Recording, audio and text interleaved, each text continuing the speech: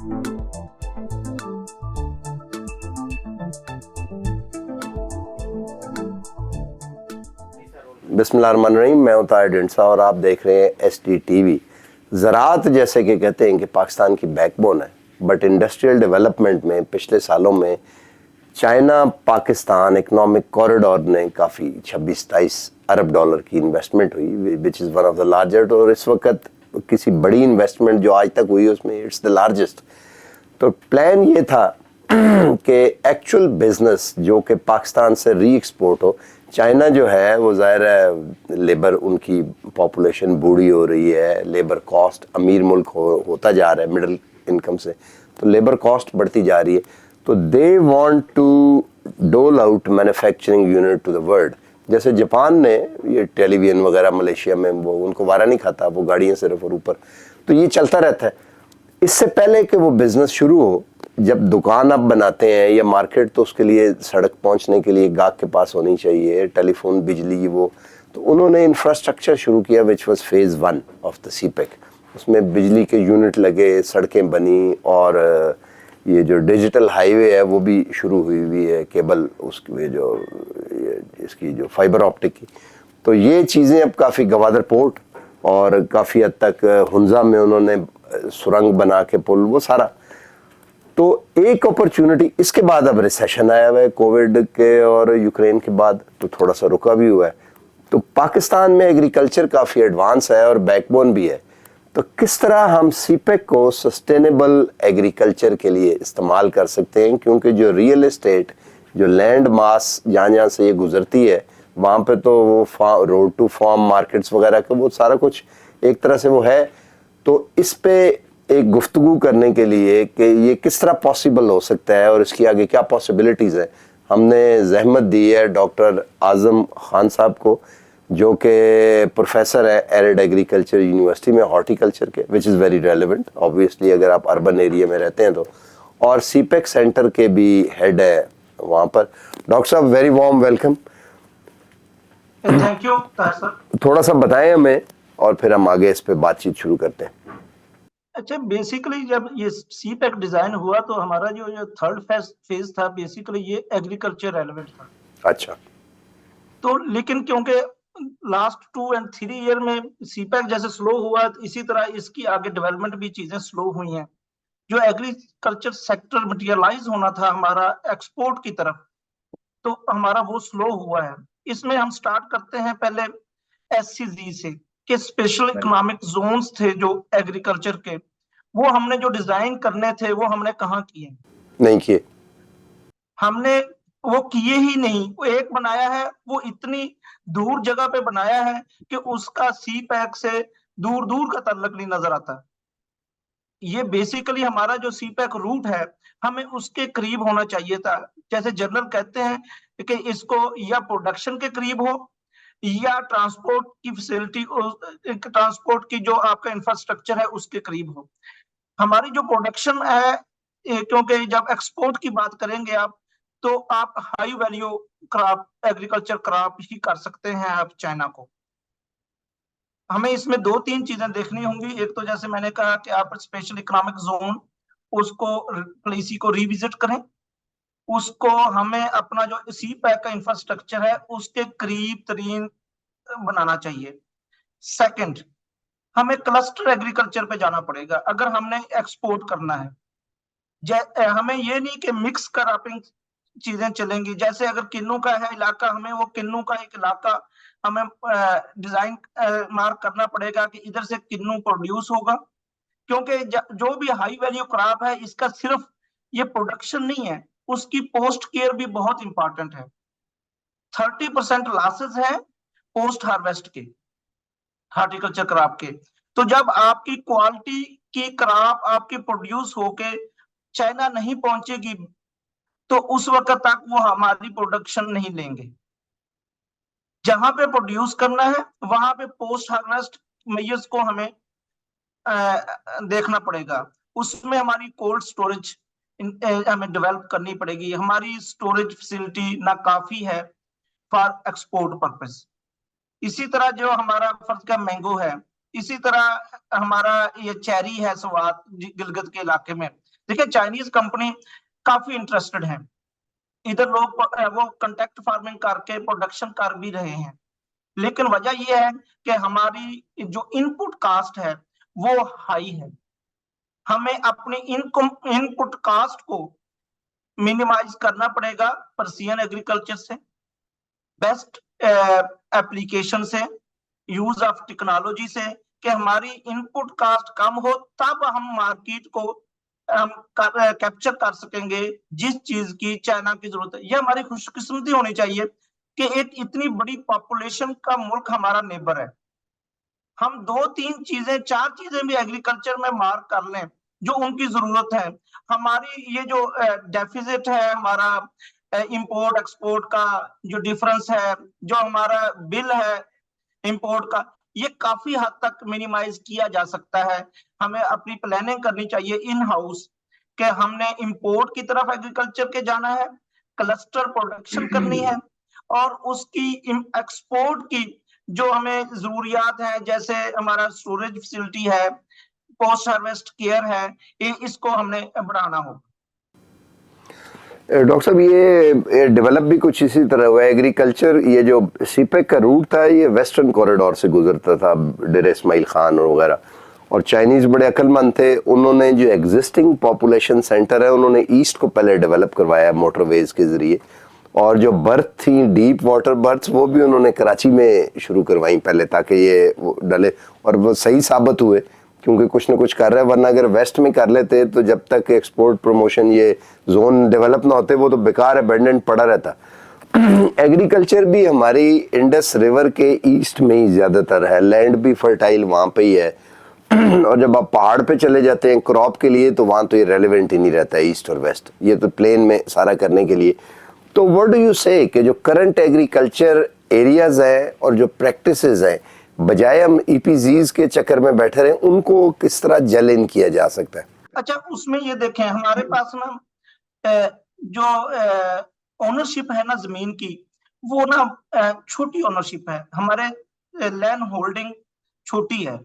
जब हम export purpose के लिए कोई चीज आप जब डिजाइन करते हैं तो वो जो हमारी स्मॉल, क्योंकि हमारा तकरीबन 75% जो फार्मर है वो स्मॉल होल्डिंग का है।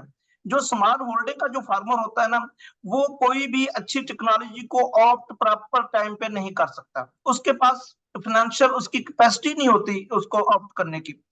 उसमें हम ये रिकमेंड करते हैं कि जब आपने एक्सपोर्ट पर्पस में जाना है तो आप कंटेक्ट फार्मिंग पे करें। बड़े फार्म हो,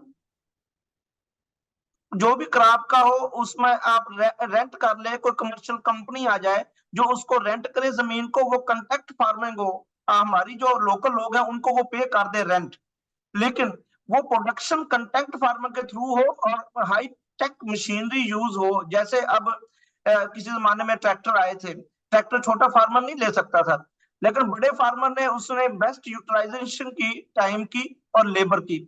इसी तरह अब इरिगेशन सिस्टम है आपका, आपकी फर्टिलाइजर एप्लीकेशन है, आपकी हार्वेस्टिंग है। ये देखें अब हमारे पास जो हार्वेस्टर आए हुए हैं वो कोई 80s में आए थे, उसका अभी जो हम कैलिब्रेशन करते हैं तो 20 से 25% हार्वेस्टिंग लॉसेज है। हाँ बिल्कुल ठीक कह रहे हैं। हमें इस टेक्नोलॉजी को इंप्रूव करना पड़ेगा, हमें प्रिसाइज फर्टिलाइजेशन करनी पड़ेगी।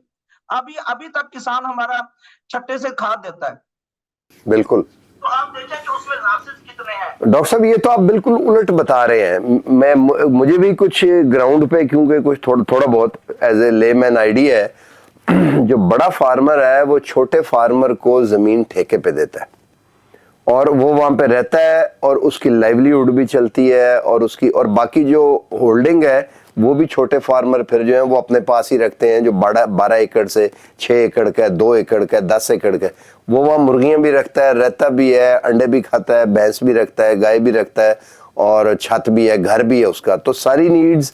तो ये सारी चीजें अगर बड़े फार्मर को कॉन्ट्रैक्ट लेबर के जरिए देंगे तो जो उसकी लाइवलीहुड है उसका एक तो जिम्मेदार कौन होगा, दूसरा ये है कि अगर वो कॉन्ट्रैक्ट पे देगा तो वो इन सारी चीजों को मद्देनजर रख के देगा, तो ये तो बड़ा महंगा देगा जो दाम पे। पैसा ये महंगा नहीं पड़ेगा। जब आप कॉन्टैक्ट फार्मिंग करेंगे तो उस जगह की पर एकड़ प्रोडक्शन बढ़ेगी। जब उस जगह की पर एकड़ प्रोडक्शन बढ़ेगी, फिर उस चीज को प्रोसेस करने की इंडस्ट्री आएगी। वो जो आपका लेबर है, आपकी यूथ जो लेबर है, उसकी बेस्ट यूटिलाइजेशन होगी। अब जैसे किसान घरों में, गांव में 5 एकड़ है, 5 एकड़ पे एक फैमिली बैठी है, फैमिली के 8 मेंबर हैं। बताएं कि पर कैपिटा उसका क्या है। अकेला सिर्फ 2 टाइम की गंदम की रोटी तो नहीं है ना, उनकी एजुकेशन भी है, लाइवलीहुड में उसकी हॉस्पिटल रिक्वायरमेंट भी है। वो जब आप कॉन्टैक्ट फार्मिंग करेंगे, उसमें जो उसका आउटपुट आएगा वो शेयरिंग होगी उस स्मॉल फार्मर से। खैर बहरहाल जो भी है, मुझे बड़ा ये वैसे ये थोड़ा सा होना चाहिए टेक्निकली, तो यू आर एब्सोल्युटली करेक्ट। लेकिन इंडिया में भी देखे ना, वो कितना मुश्किल है। वो साइलोस बना के वो लेबर को चाहते हैं कि इंडस्ट्रियल लेबर पे आए। 9% लेबर होनी चाहिए एग्रीकल्चर में, और पाकिस्तान में 21% जीडीपी का पार्ट है एग्रीकल्चर, और 60% लेबर। इंडिया में भी वो पंजाब में यही हाल है। तो लोग रेजिस्ट कर रहे हैं उसको। वो आपने देखा वहां पे किसानों ने कितना पॉलिसी को रेजिस्ट किया। वो तो यहाँ पे भी तो बड़ा रेजिस्टेंस इससे। ये इंडिया के साथ ना हमारा तार साहब 2 इश्यू है। इंडिया ने ना जहाँ पे एग्रीकल्चर को जो फैसिलिटीज दी है ना, वो हमारे पास फार्मर के पास नहीं है। आप देखें कि आपने आपका जो कैनाल सिस्टम था वो कितना पुराना हो गया है। आपकी जो एनर्जी है वो कितनी कॉस्टली हो गई है। अब एक फार्मर जब घंटा ट्यूबवेल का लगाता है ना, तो उसको पता चलता है कि उसने वो ट्यूबवेल के मालिक को या ट्रैक्टर के मालिक को कितना पैसे देने हैं। देखिए, जब तक ये जो इनपुट कॉस्ट कम होनी है ना, वो आपकी कमर्शियल एग्रीकल्चर में ही होनी है, कॉन्टैक्ट फार्मिंग में ही होनी है।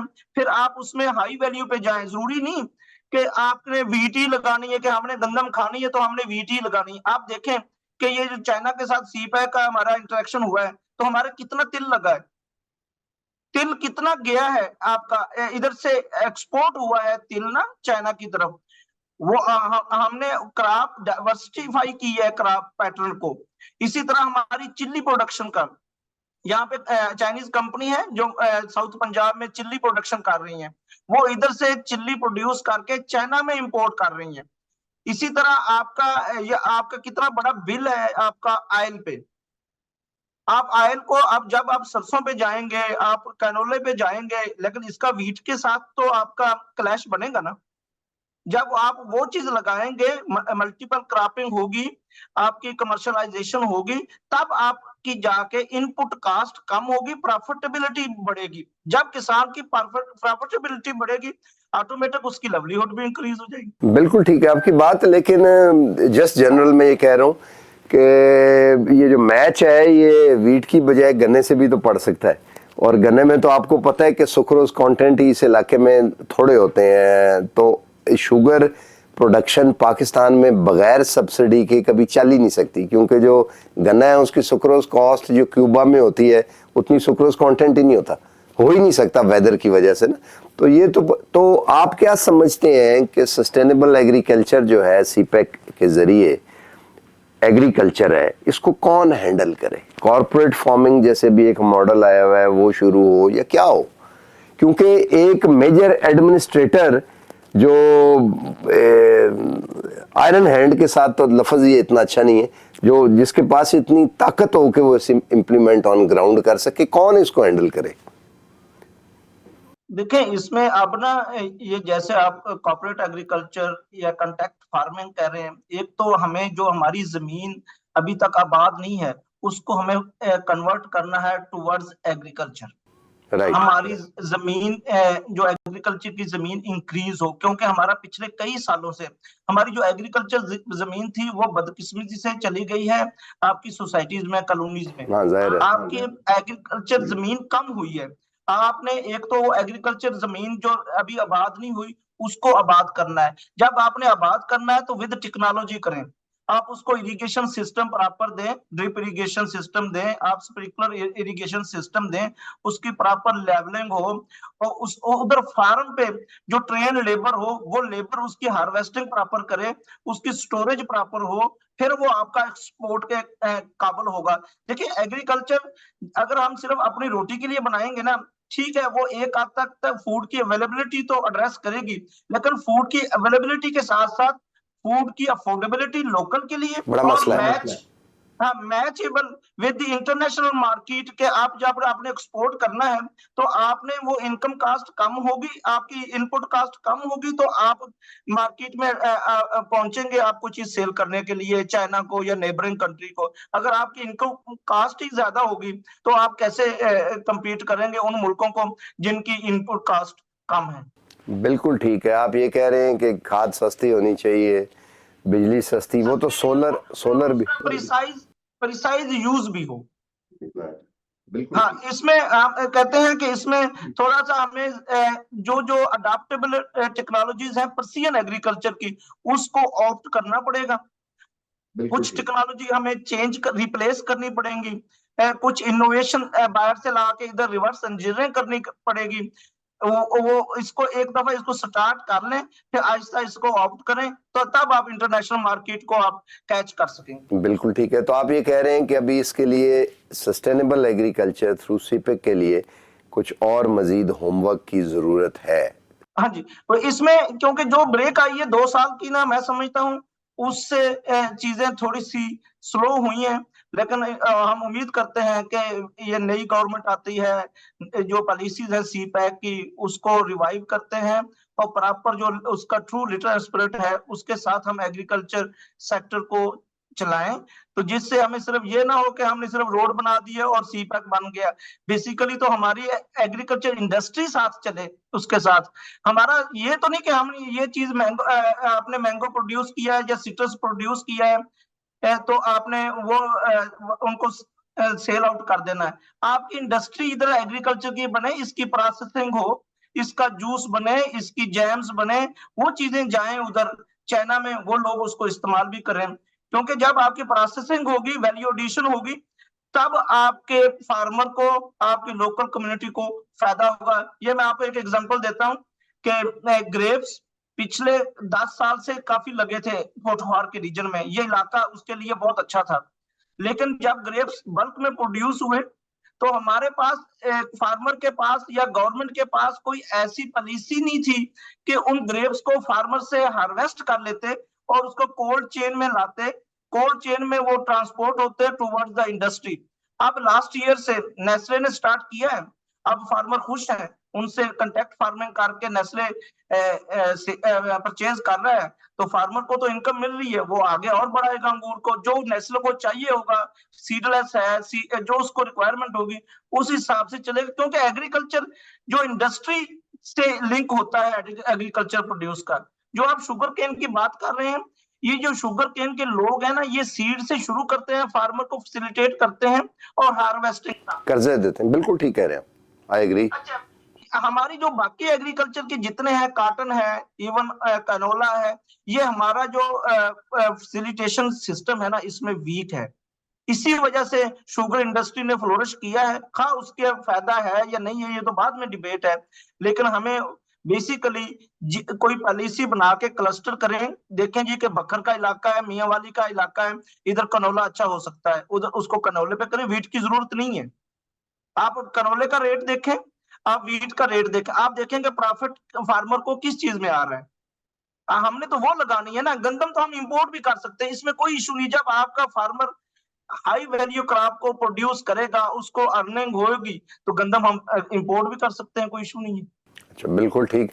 वैसे मैंने, if I am correct me if I am wrong, grapes जो हैं दुनिया में सिर्फ उन जगहों पे प्रॉफिटेबल हैं जहाँ पे वाइन इंडस्ट्री में इनको यूज़ किया जाता है। फ्रांस में सेवेल के निचले इलाके में जो है वो यूज़ होता है, बहुत ज़्यादा वो वाइन इंडस्ट्री है। इसी तरह आयरलैंड, तो पाकिस्तान में या तो ये हो कि हम वाइन इंडस्ट्री को भी इजाज़त दे दें कि वो एक्सपोर्ट के लिए करने के लिए, या फिर कंपनीज जो हैं इसका कंसंट्रेट एक्सपोर्ट करे वाइन इंडस्ट्री को आगे। तो इसका भी अगर बल्क में लगाए, शुरू में तो खाने में अच्छा लगता है, बट बल्क में वो उसी तरह। और बाकी केनोला वगैरह जो है उसके लिए तो आपको आदत डालनी पड़ेगी। पुराने ज़माने में सरसों के तेल में पकौड़े वगैरह वो तले जाते थे, सब कुछ होता था, लोग घी में भी। 12 चांसेस हैं, लेकिन समझ आपकी बात से ये आती है एक्सपर्ट से बात करके कि इस पे होमवर्क होना चाहिए, और सिर्फ होमवर्क नहीं होना चाहिए, इसका एक इम्प्लीमेंटेशन फ्रेमवर्क बनना चाहिए ताकि आप। डॉक्टर साहब बहुत बहुत शुक्रिया। जी जी जी, मैं थोड़ी सी बताएं। ऐड कर दूं, आपने जो बात की है ना ग्रेप्स की, ग्रेप्स का ये जो इंडस्ट्री, जितनी जूस इंडस्ट्री है ना, ये इंपोर्ट करती थी कंसंट्रेट। जी जी बिल्कुल। हमने जो इंपोर्ट थोड़ी सी बैन की है, सख्ती की है गवर्नमेंट ने कि इंपोर्ट को थोड़ा सा बैन किया है, क्योंकि ये एलसी वगैरह खोल नहीं रहे थे, क्योंकि हम डॉलर की इकोनॉमिक कंडीशन की वजह से। तो उससे फायदा हुआ है, अब ये कंसंट्रेट अपना बनाने लग गए हैं इधर से ग्रेप हार्वेस्ट करके। बिल्कुल ठीक। तो इससे फार्मर को तो फायदा हुआ है ना जी। हाँ फायदा हुआ है, बिल्कुल ऐसे। ठीक है, बिल्कुल ठीक है। लेकिन एक हद के बाद जूस के लिए ग्रेप जो है उसकी फसल दुनिया भर में वो ऐसा है नहीं, वो सस्टेन कर नहीं सकती अनलेस से वाइन इंडस्ट्री को आगे प्रोड्यूस किया जाए। इंडस्ट्री करके आप ठीक है, आप इसको भी एक्सपोर्ट पे एक्सपोर्ट कर करें। दो, वो इंडस्ट्री। हाँ, एक्सपोर्ट पे कर ले वाइन इंडस्ट्री का। और इवन आप इधर से जो रॉ मटेरियल है कंसंट्रेट बना के। मरी में भी बरूरी तो है ना, जहाँ पे ये है तो you can do it if you want to. Doctor साहब बहुत बहुत शुक्रिया। तो बॉटम लाइन ये हुई कि इस पे R&D की अभी बड़ी ज़रूरत है, होमवर्क करने की ज़रूरत है, पॉलिसी को फॉर्म अप करने की ज़रूरत है, और ग्राउंड पे इम्प्लीमेंटेशन करने के लिए एक फ्रेमवर्क बनाने की ज़रूरत है, और उस फ्रेमवर्क को इम्प्लीमेंट करने के लिए एडमन पॉलिसीज़ बना के इम्प्लीमेंट करने की ज़रूरत है। यानी कि जो सप्लाई चेन है वो पूरी की पूरी इस वक्त तकरीबन ऑलमोस्ट एब्सेंट है। तो ये पूरी सप्लाई चेन जब तक डेवलप हम नहीं करते और रोल मुख्तस करके आगे बांटते नहीं, और इसको फिर कौन देखेगा, और कोई ऐसा होना चाहिए कि जो एक मजबूत हाथ से इसको इम्प्लीमेंट भी करे। और लेकिन पाकिस्तान ये करने वाला काम है, it's not that much close, it's not very low hanging, but sustainable agriculture जो है इट्स द वे आउट और पॉसिबल है। आज तक के लिए इतना ही, मिलते हैं अगले प्रोग्राम में। अल्लाह हाफिज़। डॉक्टर